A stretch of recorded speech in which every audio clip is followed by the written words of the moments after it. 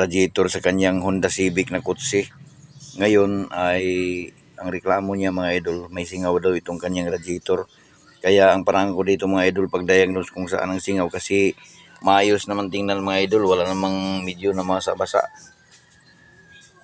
Kung pabayaan nyo lang na tubig lang nakalagay mga idol, na hindi nyo lagyan ng pressure, ay hindi mo talaga siya makikita mga idol. Pero ganitong setup ko dito mga idol, sinapungan ko muna itong mga kanyang mga tubo, tapos nilagyan ko siya ng tubig ng puno, tapos linagyan ko rin ng so sinuplayan ko rin ng hangin galing sa air compressor natin dito.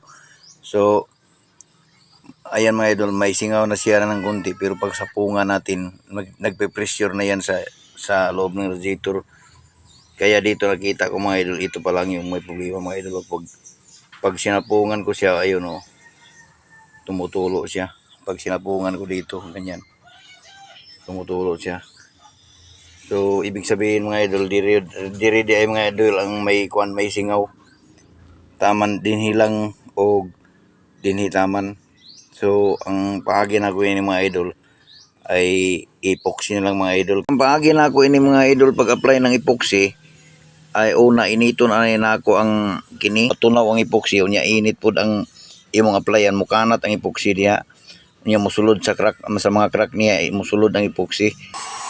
So since naka-mix na ta mga idol og epoxy kadto, atong initon na siya mga idol ang atong butangan.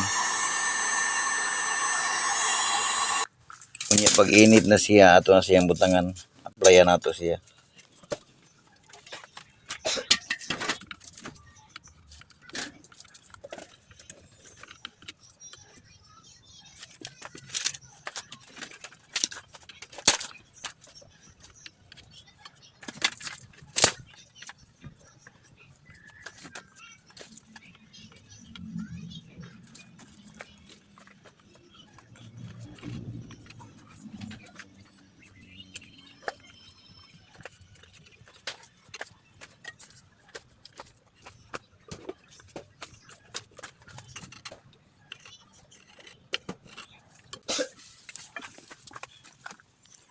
So ingana ra ng paagi na ako mga idol saon pag-fix ining naihungaw nga radiator mga idol, kaning mga bagong type nga mga radiator nga mga plastic, aluminum.